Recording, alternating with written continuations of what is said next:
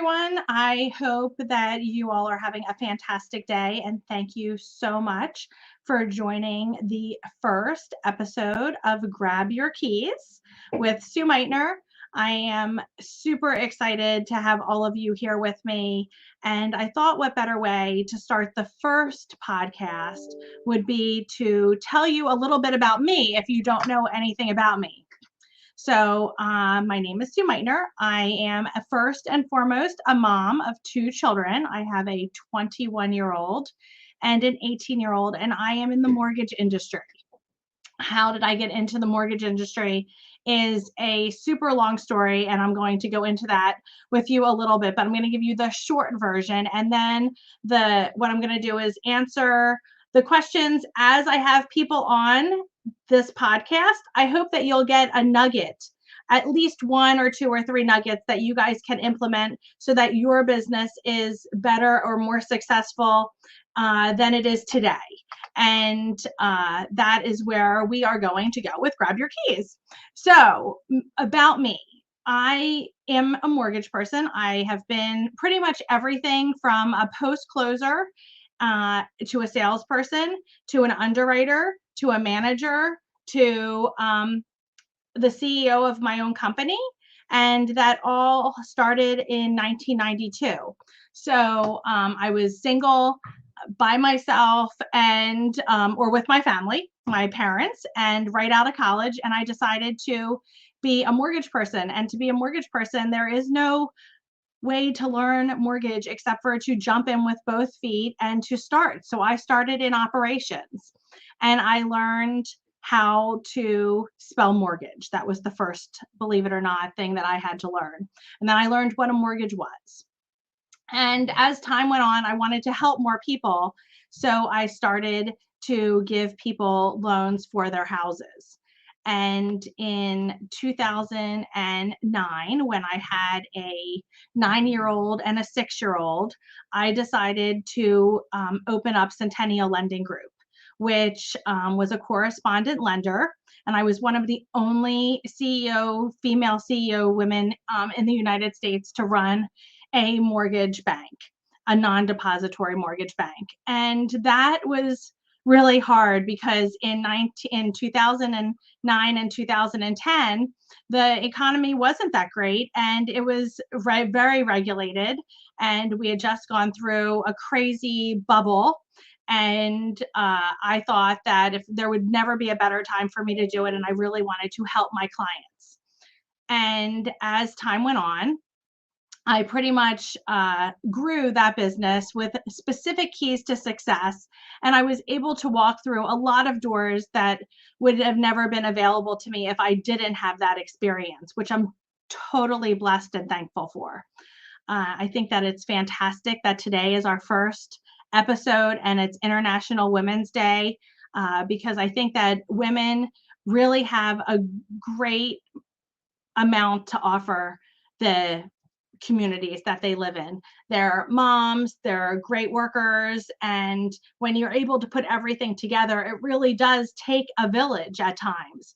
So as we walk through this process together, I'm going to have great industry leaders on, great women loan officers on, great people from the mortgage industry, from the real estate industry, from all different industries and all places throughout the United States that really will be able to help people do more business, or at least maybe find a balance of how it all works and how we are all there for each other. Because sometimes you might feel like you're on an island, and that's not a fantastic place to be. So, as I said, that is a little bit about me. You're going to learn more about me as we walk through this path together. And I just have a few notes that I might be looking down on occasionally. But if you have any questions, we're going to open it up to questions and you can just put it in the chat. And I would love to answer all your questions. So, the first question that I'm going to be asking people is what do they do and what business they're in. And I just told you what I did, that I'm a mom of two children. Now they're 21 and 18. So a senior in high school and a junior. Both of my children next year will be at the University of Alabama. So I'm in Pennsylvania. So that is pretty far away, and I am learning how to be a little bit of an empty nester or a free bird, whatever you want to call when your kids are getting out of the house. I always thought that once I had little kids out of diapers and rushing home to like make dinner and be with them and put them to bed and have bath time, that it would get easier. And as time has gone on, I've learned that uh, bigger kids have bigger problems, and it's just really being able to take those challenges in stride that's so important. And I believe that we can do that at home with our family, and I do that every day at the office with my coworkers, with my support staff, and with my borrowers, the people who are getting houses. It's really just a balancing act of not being stressed, taking whatever comes, and knowing that you can handle it as long as you communicate with everyone properly. So someone asked me, like, what do I feel that my three keys to success are? And that is something that we will be asking every single person that comes on this podcast. And I would say that the three keys to my success are: number one, hard work. I think that hard work is trumps everything.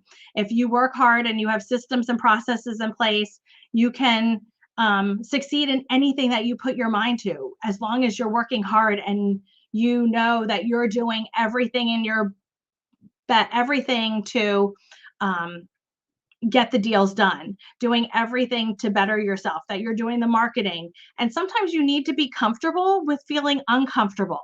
And that is part of hard work.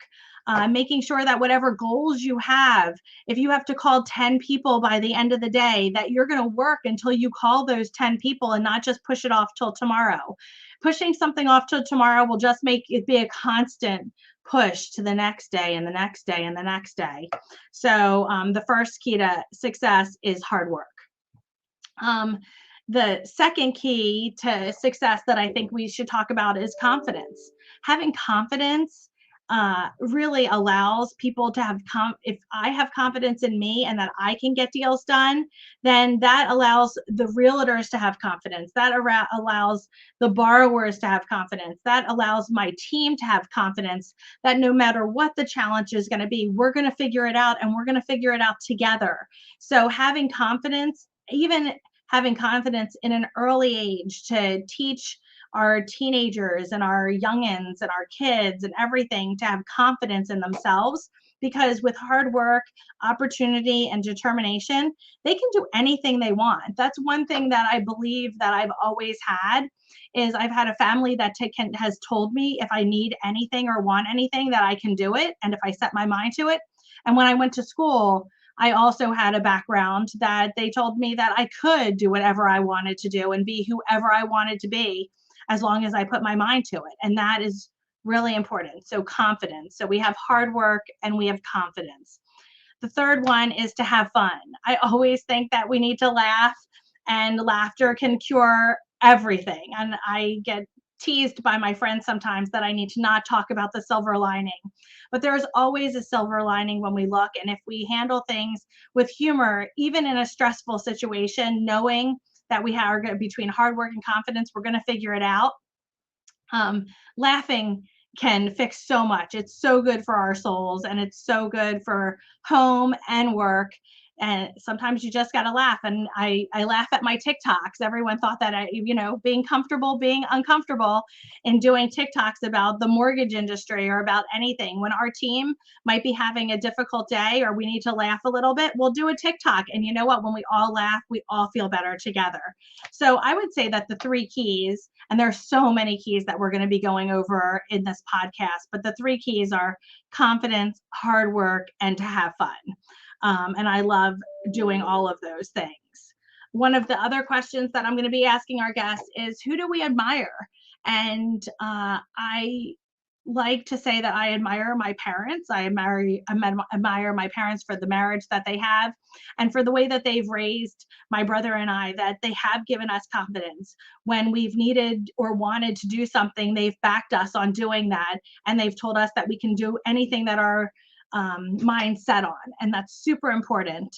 to be able to do anything and have that confidence and have them know that they're there with us if we need help. They've been a great support system in my life. So I respect and I admire them.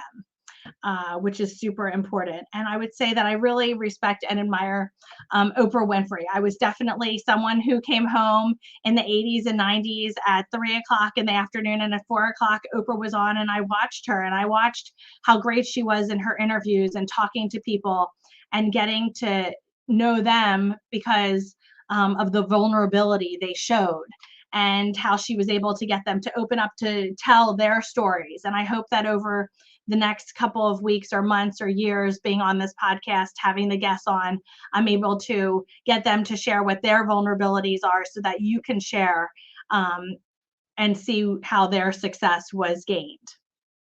So one of the other questions that I wanted to talk to them about was, if you weren't a mortgage person or you weren't a CEO of a company or you aren't in the industry that you're in, what would you do? So there's two things that I would do. And one would be a party planner, because anyone who knows me knows I love to have a great party and I love to plan parties. So there's great organizational skills to that. Or I would own a store and have great tchotchkes and boutique items so that everyone could come to the store and I could learn about them and enjoy them. But my path did not take me down those roads, and it took me to the mortgage industry, which I love, because you can't have any better job than giving people money to own the home of their dreams, even when people might have thought that they weren't going to get into their first house, and then they're able to buy their second house. Having different generations, that when the borrowers have children and then now their children are in their 20s and 30s and I'm able to help them with their homes. That's super fantastic.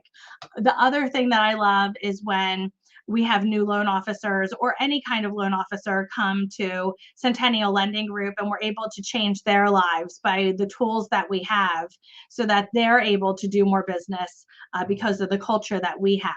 So that's super exciting that over our journey together on these podcasts, that I'll be able to share that information with you. That will be super fantastic for everyone. I would say also a key that I'm going to go back to the keys. Also a key is knowing your data and knowing how you have to be able to hit your goals has been super important to me. I write all of my goals down, have a vision board every year.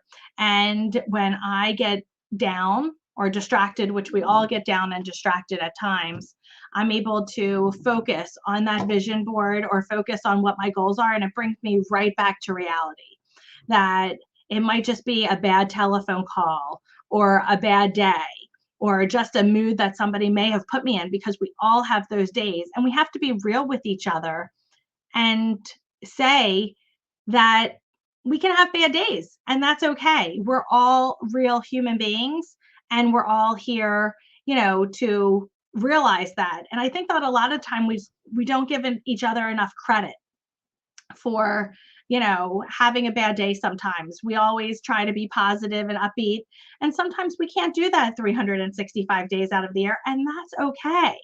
We have to be okay with saying that that's okay. So my next thing is, what's in the future besides this fantastic new podcast that I have you all on. Is in the future, we're going to try to keep this podcast to around 30 minutes with having fantastic guests on. I have a list of guests that are industry leaders. I have a list of guests who are real estate industry leaders, and I have a list of guests who are not in the real estate or mortgage industry that will tell us a little bit about their industry, so maybe we can learn. I feel that if we can learn from other communities and other industries, that will just make us stronger. I'm constantly wanting to be educated and educate everyone on what these great keys to success are. A quick little story is I was sitting with a friend of mine who owns a title company, and she was telling me about a venture that she wasn't sure if she was going to get into. And I said, you should definitely get into that. And she said, well, I'm not sure. And I said, look, anytime you have a door that opens, you should walk through it. What's the worst thing that can happen? You can fail. And at that time, it was 7 years ago. And I had told her that I had been asked to write a book.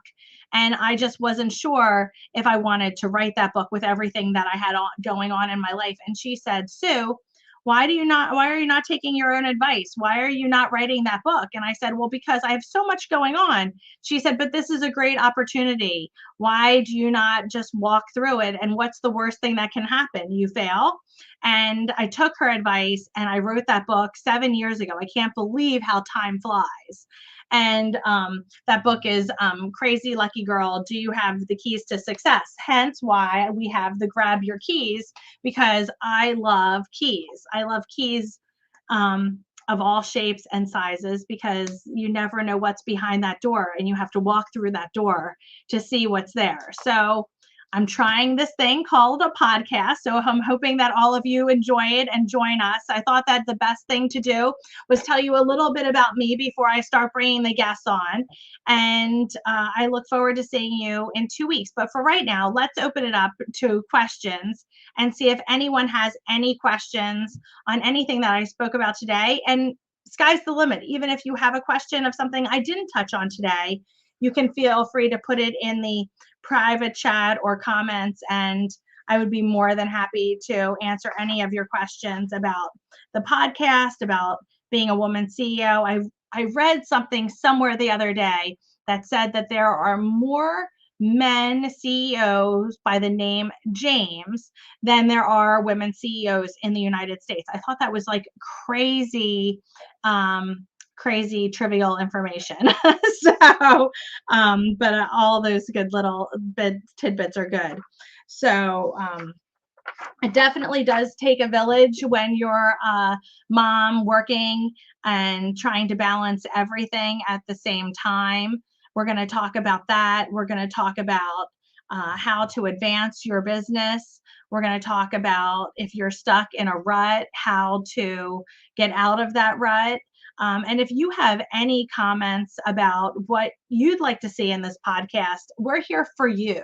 We're here for the community that we build together at Grab Your Keys, so that we can take this community and really empower each other and be there for each other, so that we can develop a community of people who are giving each other keys to success. And that's super exciting for this first podcast to talk about. I'm not seeing any. Let me see if I have private chats. Let me see. Oh, I do have a comment. So one of the questions is, how do you balance work and home life? How do I balance work and home life? I have realized that I can't balance work and home life. I used to think that I could do everything, and I used to have a list of everything I wanted to accomplish. I still have a list, but I also realized that I can't be perfect, and I can't have a work and home balance. Usually work is winning out or home's winning out. And as long as I can make everyone moderately happy all at the same time, like, that's super fantastic. But I had to give up having a balance, because I don't think that there is such a thing as balance. You just have to be okay with sometimes having someone else do the grocery shopping, or be okay with somebody else doing the wash, or be okay with asking for help. And that's what I do. I asked tons of people while my children were young for help, so that I could be at as many places as I could for everyone. And I love that I was able to be at my children's basketball games. I didn't miss one game, but that also meant that after I put the kids to bed, I needed to get back on the computer and work a little bit. And that was okay, because I loved working. Another question, what advice would you give to a new loan officer? Wow, we have tons of new loan officers, and I love dealing with and working with new loan officers. The best advice I would give them is write your goals down and work on your goals. If you need to talk to 100 people during the course of that week, you better talk to 20 people a day, and do that first. Make those telephone calls first. It's all based on the numbers. It is a numbers game. The same thing for any realtor who's getting into real estate. You just have to tell everyone what you're doing and see how many people you can reach and how many people that you want to help. I love helping people. So I let everyone know I can help them with their mortgage. And it's just something that new loan officers have to do. And it does take time and it does take being confident. So those three key things: hard work, confidence, and what was the other? Hard work, confidence, and having fun. If you're having fun and you have a passion for whatever you do, you're going to be successful at it. John asked, can you discuss how you have built such an incredible team? I do have an incredible team. Thanks for saying that, John. The way that I've built my incredible team is to know what I'm bad at. And then when I know what I'm bad at or not great at or don't love to do, I slot people in those positions. So I'm not a detail-oriented person sometimes. And so I don't want to collect all the documentations every single time. So I have someone who makes sure whatever documents I don't collect, that they're collecting them for me. I don't love, I like broad strokes. I like big pictures. So I have other people who do the details for me. And that's how I have an incredible team. I get people who love doing what they want to do, and I put them in those positions that they love to do. Someone who's worked with me, Christy, for 20 years, she loves to be a problem solver, and she is my secret weapon. She solves every problem for the entire team that we need when we need a problem solved. So that's how I've built an incredible team over decades, is I slot people in what they love to do and what they have a passion for. Lauren said, what is your best advice for real estate agents and loan officers and borrowers in the current market? That is a fantastic question. In the current market, wow, with gas prices, I think they reached $5 today a gallon. So is not to take everything so seriously. The rates, traditionally speaking, are the best that they've ever, still the good. They're not the best. They're not at 2%, but we didn't expect them to be at 2 and 3% forever. That was just fixing the COVID Band-Aid of helping as many people as we could over a 2-year period. They're back to being the same rates as they were pre-COVID. And we're in a realistic market right now with regards to rates and pricing. As for the marketplace, I believe that you're going to see a lot of houses that are going to have bidding wars on them. I mean, we see it day in and day out, but that is okay. The market hopefully will open up as people decide that they're going to move into a different area. But we've thought that 2008 was bad. We're not going to have a crash. I can promise you that. There's lots of buyers out there to buy houses. And what we need to do is we need to look at different ways of solving this problem. We need to look at how we can entice homeowners to sell their house and to know where they're going to go. That's part of the question. They don't know where they're going to go. If we can solve that problem of where are they going to go, then we'll be able to have more listings on the market. We just have to start talking to sellers a little differently, in my opinion, so that we can get more people willing to sell their house, so that we have more on the market for people to sell. But I think that you're going to see a ton of buyers over the next 2 years. In 2022 and 2023, we're going to have the largest demographic buying houses, and you're going to constantly see houses appreciating at least over the next 2 years. Olivia asked, how would you recommend establishing new connections in the mortgage and real estate world? I would say meet people who you like to do business with and talk to them about their why. We're going to talk over this podcast about people's why and why they have a passion for selling real estate or selling mortgages, and deal with like-minded people. And as soon as you deal with like-minded people, you'll be able to be successful with them. Your clients will realize that you work as a team, as a loan officer real estate team, and you'll be able to get a ton of traction from and referrals from that business, creating a referable experience that when you start a process with a buyer or a seller, they're going to refer people to you. And it's just having a system and process down and making sure that you have the right coaching, and to make sure that you have the right mentors and that you're with the right people. I always say in playing golf, when you are a golfer learning, you want to play golf with golfers that are better than you because that makes you be a better golfer. My son is a golfer, and every time he went out with golfers that were better than him, he shot a better round. And that's super important because when you're with the caliber of loan officers or a caliber of realtors that make you strive to be better, you become better. And that helps you become better, and that helps your borrowers and your partners. So I love question and answers. I love to answer as many questions as I possibly can. That is one of the things I have passion for, and I love to help anybody with any questions they have. So if you so choose, please join us on our Crazy Lucky Girl, Do You Have the Keys to Success? Grab your keys. Sue Meitner on Instagram, TikTok, Facebook.